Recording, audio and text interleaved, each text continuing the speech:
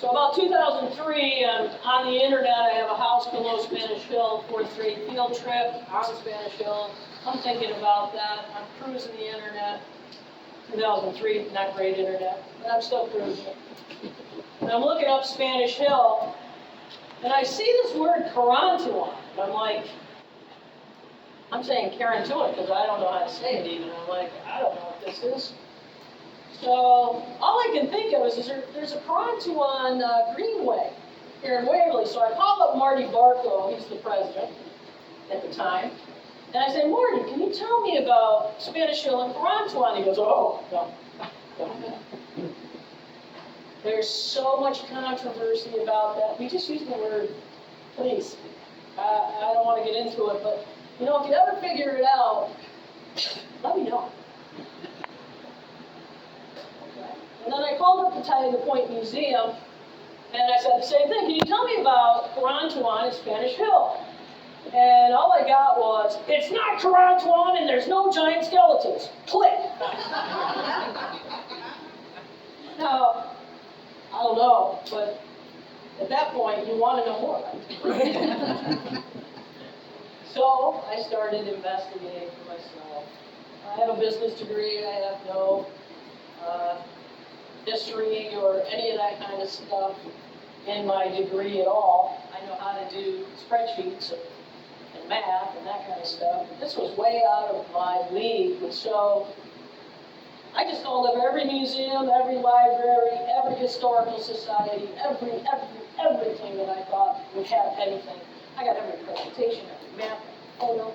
I bought it. Just tons and tons of paper. And I read it all. I learned about my hero, Louise Wells Murray, who founded the Tie the Point Museum. I found out about Ellsworth Cowles, father of Dick Cowles, who had led a bunch of excavations here in the 1930s. I learned about Jimmy Griffin, who was a college student here in 1931. I learned about George Hay. I learned about Warren K. Moorhead. I learned about this and that and all of it because I didn't know anything. I wanted to understand the story of Spanish Hill, but by the time I got done, I had a whole community of people in my head that became part of the story. And so for me, it's very personal. I met Dick Cowles because he's the son of Ellsworth Cowles, who did those excavations. Dick was 7 years old playing in Spanish Hill while his dad was excavating there. Ted Keir actually is a big player too. He was involved with a lot of the educational stuff here, but he was an educational archaeologist too. And the three of us came together because of our love of Spanish Hill and said, we need to start an organization that can actually help us tell the truth of our prehistoric past. We know it's not right. Pretty big ideas, right? But that's what we set out to do. I was actually published in Pennsylvania Archaeologist in 2005 about Spanish Hill and the story of Carantouan. And you can see it says, until more information is known, it seems imprudent to eliminate Spanish Hill as the possible site related to the nation of Carantouan, as some researchers have done. Kent, 1984. We'll come back to that.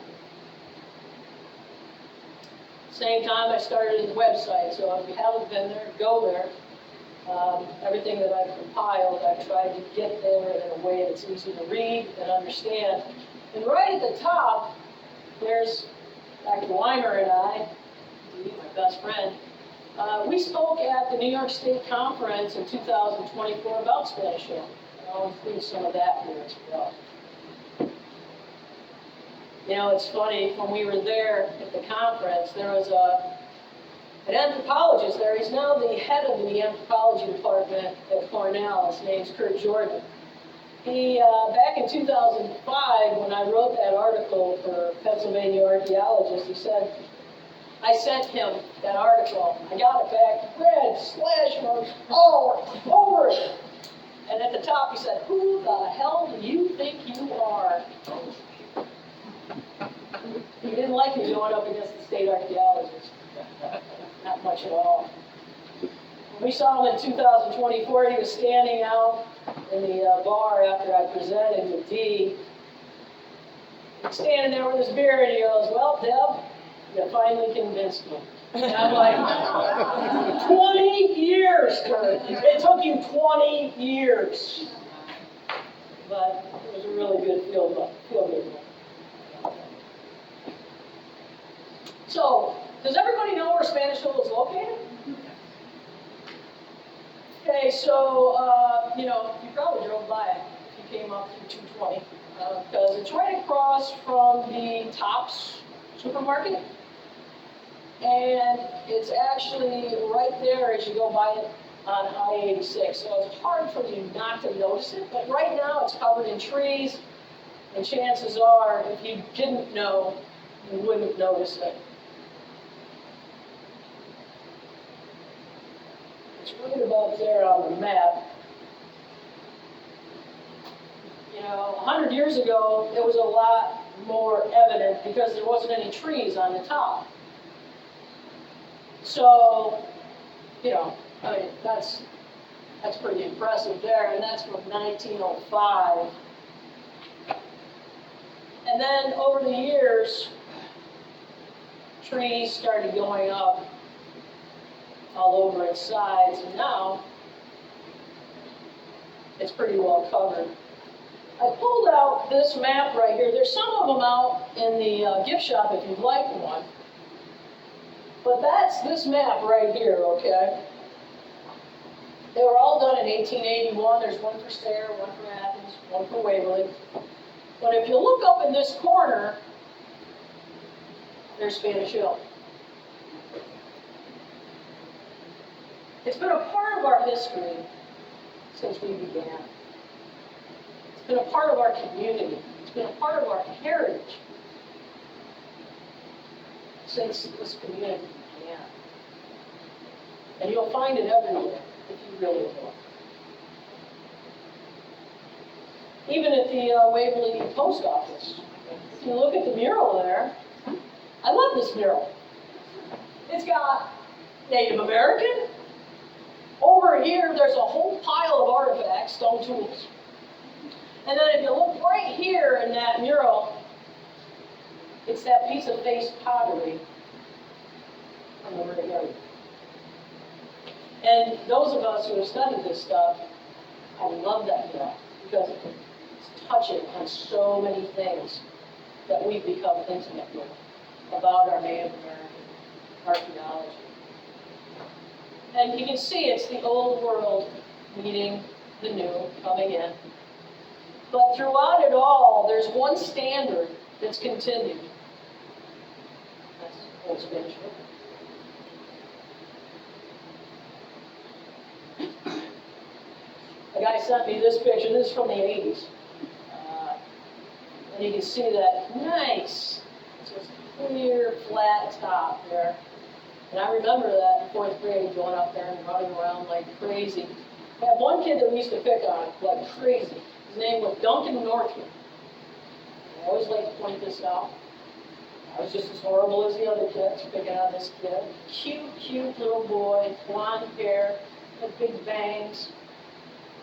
In the 70s, the 70s look, probably bell bottoms, God knows. And we all went off and ran and played, and then the teacher calls us back, Mr. Gates, says, and he's standing there with Duncan. His arm around Duncan. And we're all like, what's going on?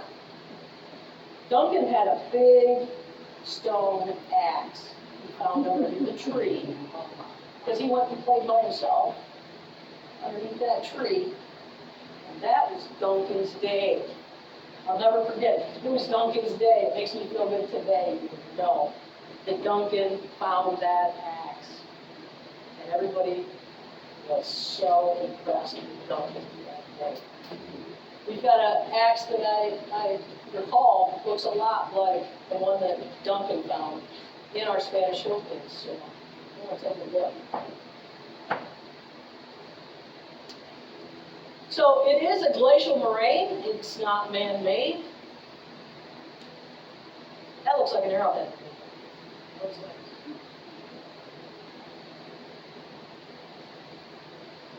That's my favorite view, picture the real steep sides.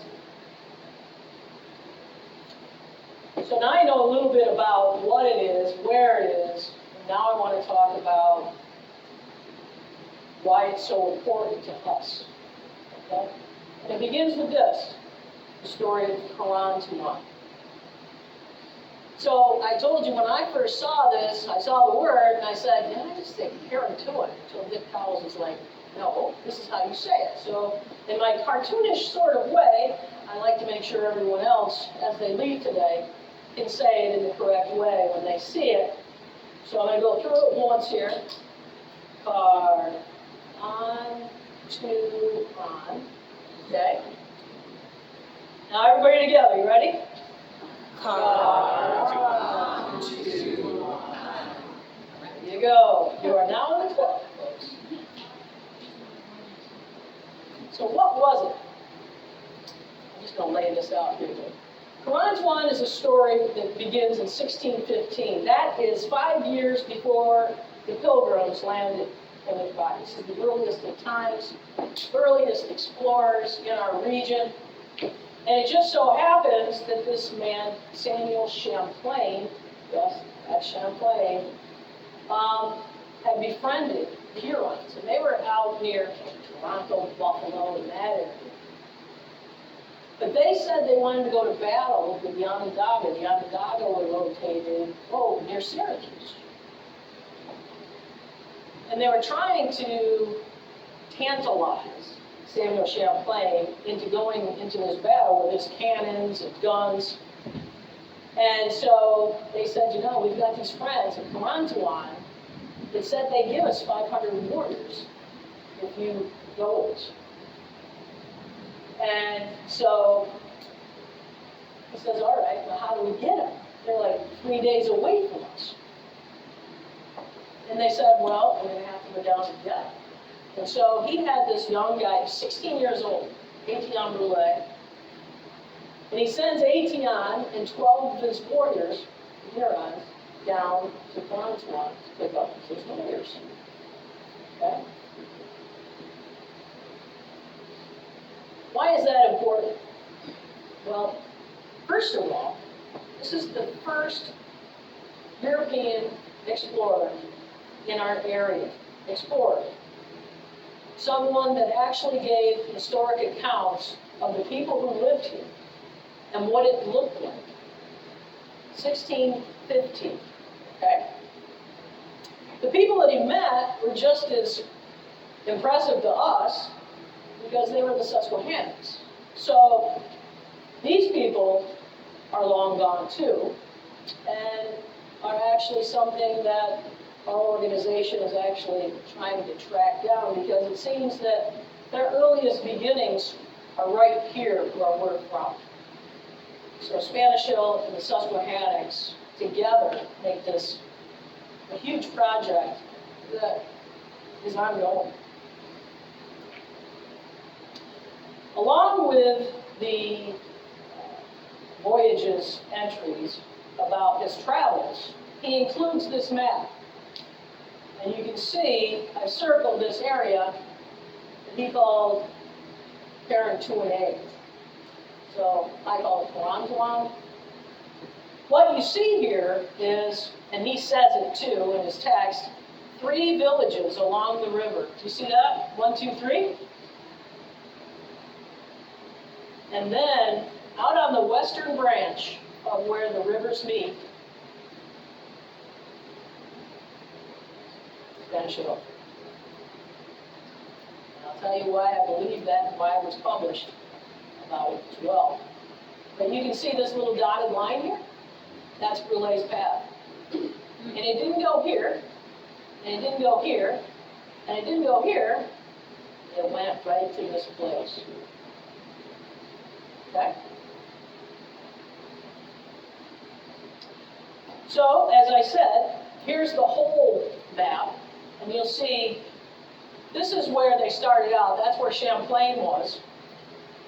And he says, you know, we're going to rendezvous. So we're going to go off to the battle site. You're going to go get those warriors, and you're going to meet us in the battle site. Okay? Okay, everybody go, right? Well, these guys went this way, and Brule follows. If you notice, there's a little dotted path that I'm going to just highlight. You see it? Yeah. So I'm not making anything up there. You see it? Boom, da boom, da boom. 3 days.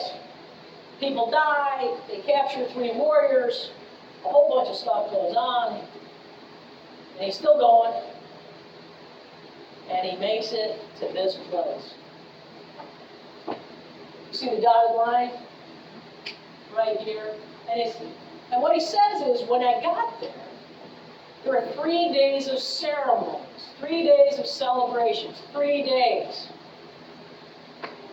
They had to decide if they were going to send the warriors. You know, these are times where there's a lot of battles going on, and sending 500 of your warriors away from your children and your wives had to be a pretty big decision.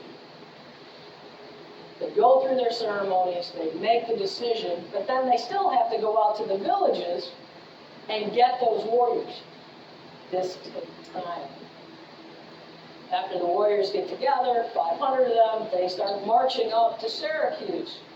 That's a haul. Okay? Well, when they got there, Champlain was gone. The Hurons were gone.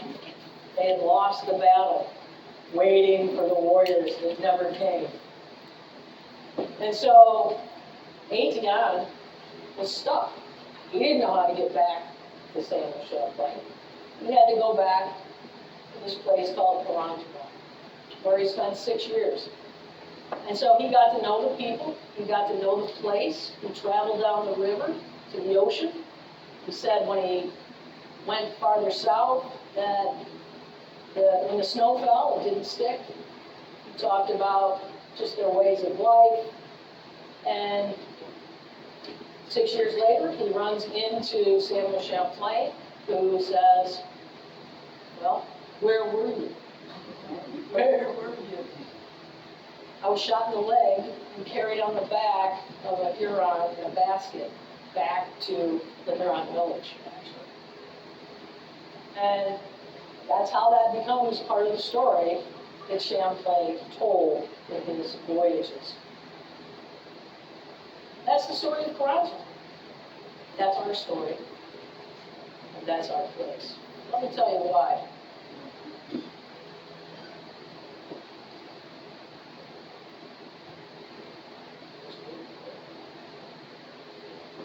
So here's Google Earth, right? There's the map. And that's all good and fine, Deb. But guess what? It's wrong. See, the year before, Samuel Champlain tells in his tales, they captured 3 of the Dutchmen at Carantouan. And guess what? They actually take them back to the Hudson Valley and sell them back for a couple petals and other trinkets. But they didn't do them any harm. And it's good because, guess what? They tell their story. And there's actually a map that goes along with their story of being at Carantouan too. And there it is. This is the river system the same way, and they call the people the Capitanesses. And that's their map of the same place. And the interesting thing is, when you look right here, you see that right there? Can you see that number? Anybody see that number there? That's a line of latitude. And it's 42 degrees. Anybody know where we're standing right now? Latitude 42. Yep. Absolutely. That's where we are.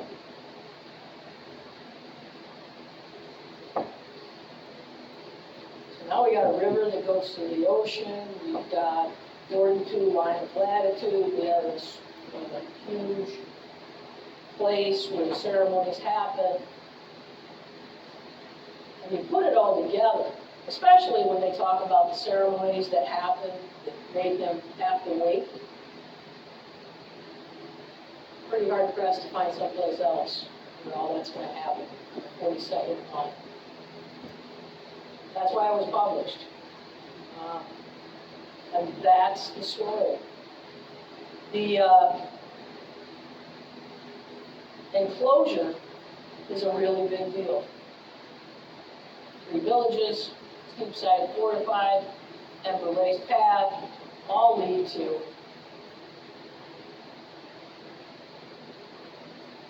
us. We wouldn't have known any of this until this guy shows up. He's actually, he was a brigadier general. In the Civil War, he was a surveyor, and in his retirement, he decided, you know what? I'm going to go out and I'm going to find some of these battle sites that are written down in history. And so he went looking for Carantouan. Actually, he found the battle site and then walked backwards with the directional information that was given and found himself on the 42 line of latitude at a place we call Spanish Hill. That's an incredible survey he did in 1878. Not only did he do this, but he also did this. This actually is showing an embankment with an interior ditch. See that? He put a post in there because he couldn't figure out why they piled up this dirt. Settlers that were here hundreds of years later said those mounds of dirt were still 7 to 8 feet high at that point, and were much higher, I'm sure, when this was going on back in the 1600s and before. You see that? It's really important. Okay? These embankments, that's what they're referred to, actually enclose this whole area. 10 acres. 10 acres enclosed by an earthen wall with an interior ditch. Who knew that? Well, we'll show you. Okay?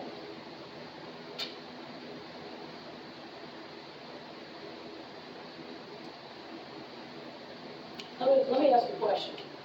When you have a moat, when you have a defensive moat, a ditch, right? Do you put it inside the wall or outside the wall? Outside the wall, right? So this wasn't a moat, right? And actually, there's somebody sitting over here that's seen this stuff before, and we'll talk about it in a little bit. But yeah, that's important. It wasn't over here. It was right here. Okay?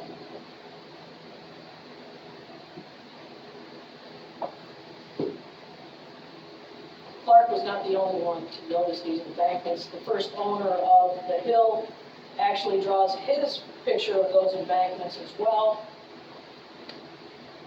And he says, remembers distinctly the Spanish ramparts before the plow of an overzealous farmer nearly leveled them to the ground. And of course they would, because they were trying to plow it, they were trying to farm it, so they wanted as much flat land as they could. So they were literally wiping out the evidence of these embankments early on. And he said these fortifications consisting of embankments with a trench behind.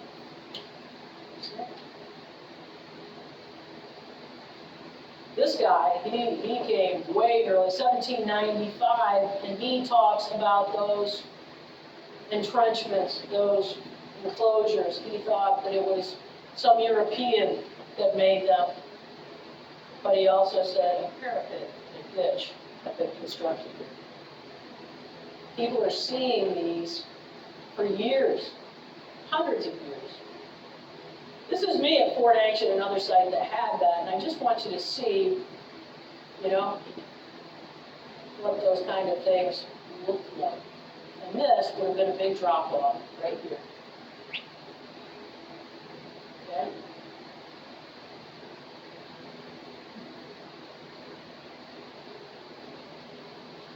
Interestingly enough, E.G. Squire, he's one of the earliest people who went out and studied a lot of these earthworks before they got wiped out. In 1848, he saw sites like this, and he said, the circumstances of the ditch being within the wall is a distinguishing mark between religious and military works.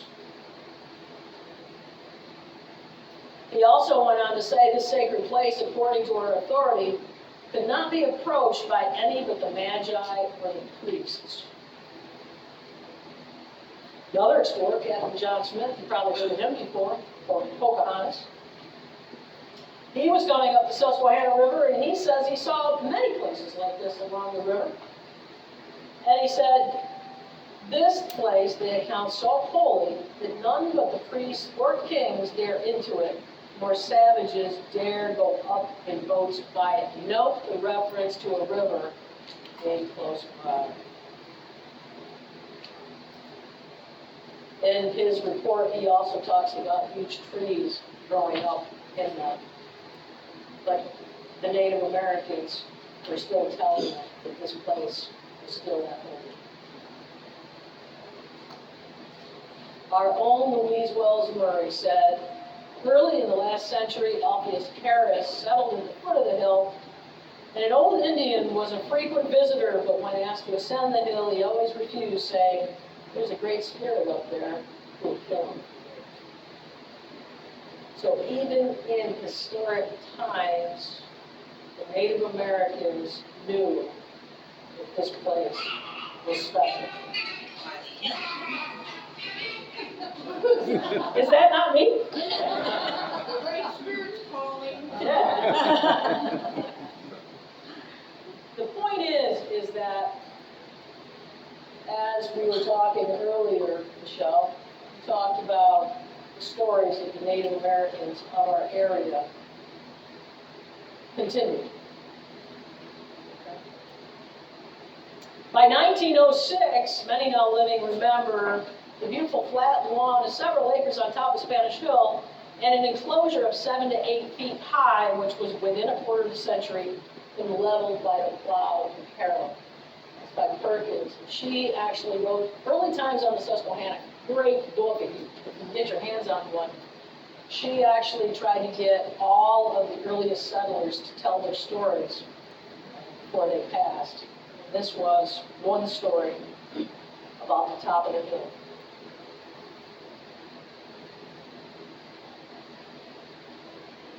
Warren K. Moorhead came through here in 1916, and he actually didn't say much about Spanish Hill on that page, but if you turn to the next page, he did talk about another site, and it was the Sugar Creek site near Towanda. And he said, traces of a fortified hilltop, there being distinct traces of embankments, this being smaller than Spanish Hill, but resembled the same.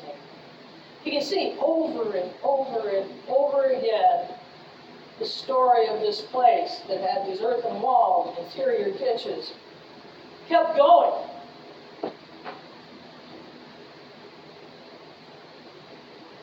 And yet, when I actually started to present this stuff, I had someone contact me. I was on the Yahoo group, that's how I ended it. And they said, who the hell do you think you are? Don't you know that state archaeologist Barry Penn said in his book, Susquehanna's Indians, there was nothing more than myth and lore about the story that you're telling. It's all made up by Ellsworth College. And I'm like, I went and got the book. And the interesting part was, because I did all the background work, I knew exactly where he had screwed up. And that's why SRAC is so important, because I can tell you stories all day long, but SRAC is going to use science to actually make it more than a story. It's going to be black and white, here are the facts. Okay? That's what we're working on. Dr. Weimer over here, guess what? She spent a lot of her career looking at Native American sites, Some, like the Great Serpent, that had these huge embankments and interior ditches.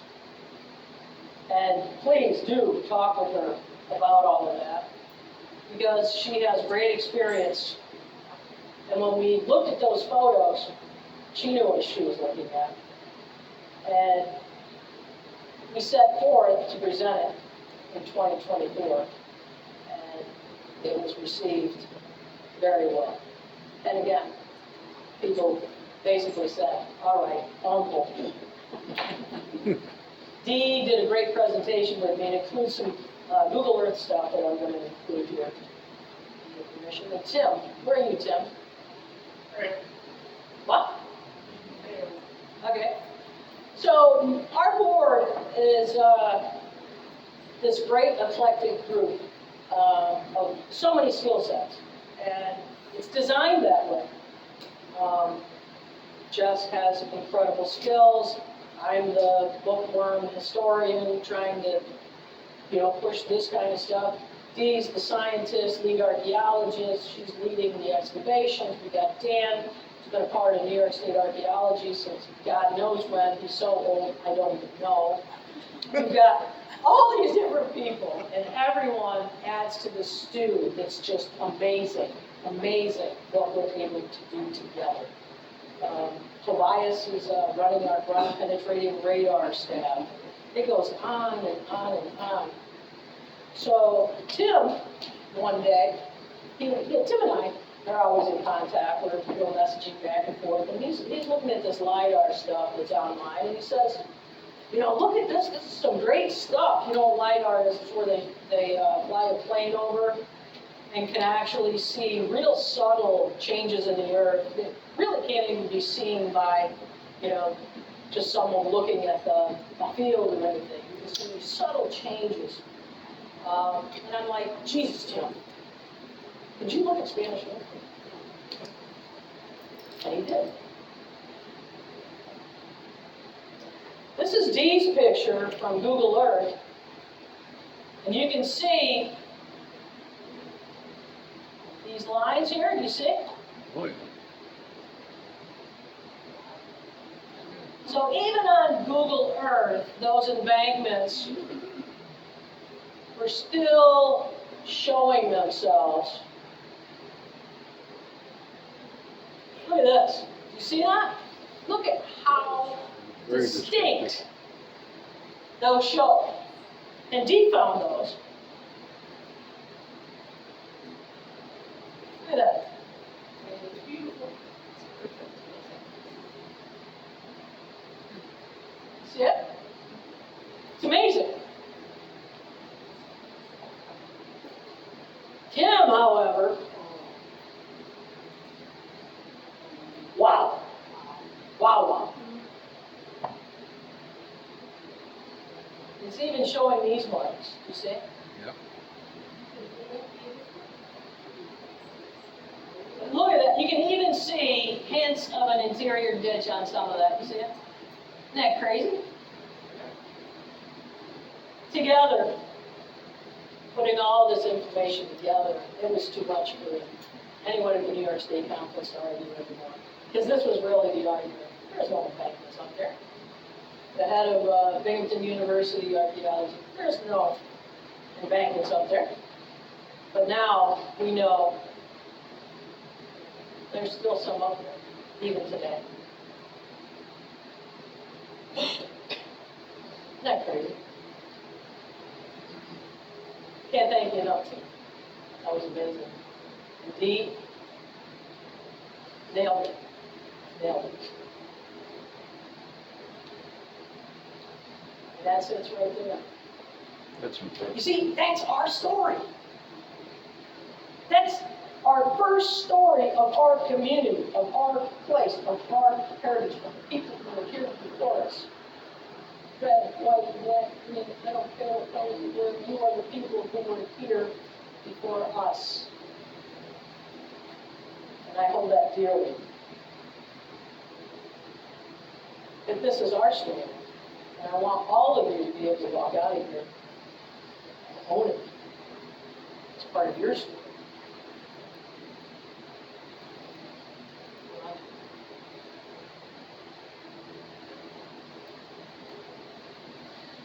know, the sad part is that in 1915, everybody knew this story.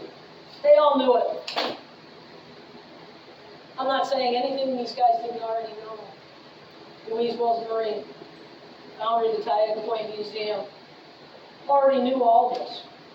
She knew it all. It wasn't until people who didn't know this place and wanted to just throw out some ideas, but had the weight to be able to change our prehistoric past. It was not here before.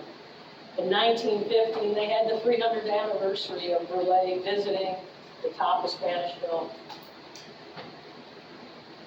It was a cool story. You see this picture right here. Back then it was Civil War vets. So there was one from the south, one from the north. They held flags covering that stone that commemorated Burleigh's trip.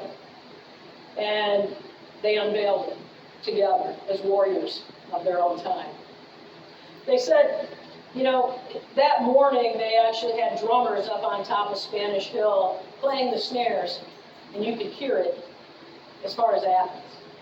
Think about it, there's no cars, no noise pollution like we have today. And the silence up there is deafening. No trees, people just started to come. That's our place. And little did I know that Barry Kent in 1984 wrote this book that undermined everything. State archaeologist, Susquehanna's Indians, and he basically just said it was all a myth, made up. Well, I don't take things well like that, so I went through his book and I said, the guy's not even telling the right story. He said, in his book, Susquehanna's Indians, that this archaeologist in 1916 conducted rather extensive excavations at Spanish Hill where very little was found. And the truth of the matter is, what he actually said was, in his own report, traces of a fortified hilltop, there being distinct traces of embankments. This being smaller than the Spanish Hill, but resembled the same. He also said about this guy, his name was Jimmy Griffin, 1931 college kid. He said if his report had been published, it would have put to rest any further concerns about being the site of Carantouan or having Indian earthworks around its top margins. Do you know the power of a textbook that goes out to every archaeologist that Pennsylvania has? Griffin actually said in his report, a dark layer of mixed humus and loess in the diagram seems to follow the natural contour of the hill and was probably at one time the original slope of the present embankment, superimposed at two different times. Jimmy Griffin, he says, the embankment does not appear to have been made at one time, blah, blah, blah, blah, blah. And Barry Kent says, no, he said there wasn't anything up there.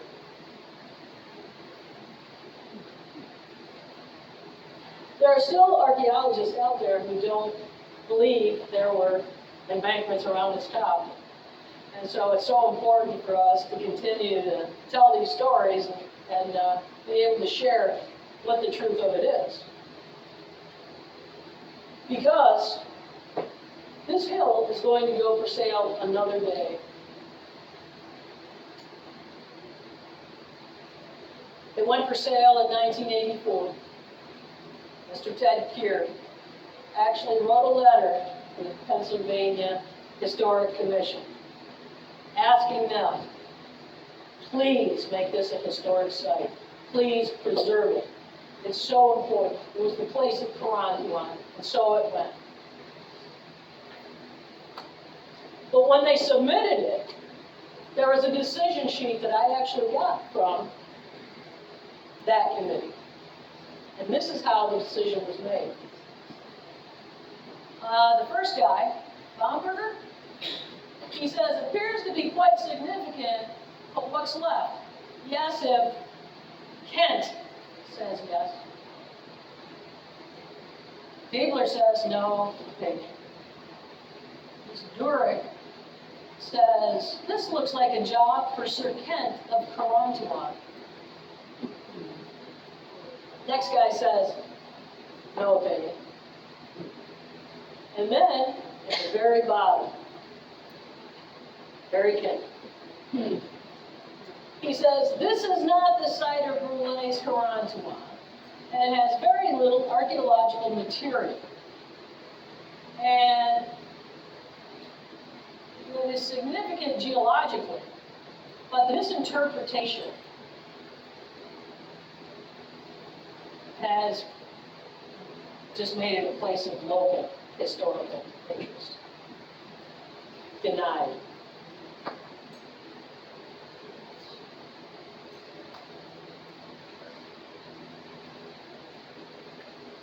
So what I'm trying to tell you is, I've been chasing this story for over 20 years now. And I keep on trying to educate everyone that I can find about the importance of this site and the importance of our understanding of our historic representation in the world at that time. 5 years before the Pilgrims land, we've got people here and we've got a story of our own. That place represents all of that in our community. It's ours. So I can tell all these stories, but as I look out at all of you today, I need you to tell this story. I need you to know this story.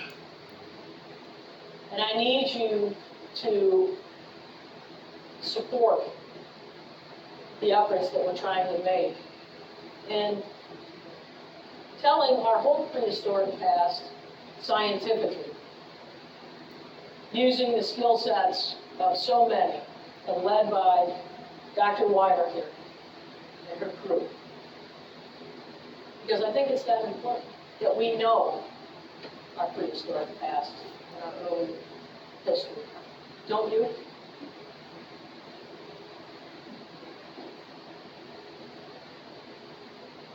Well,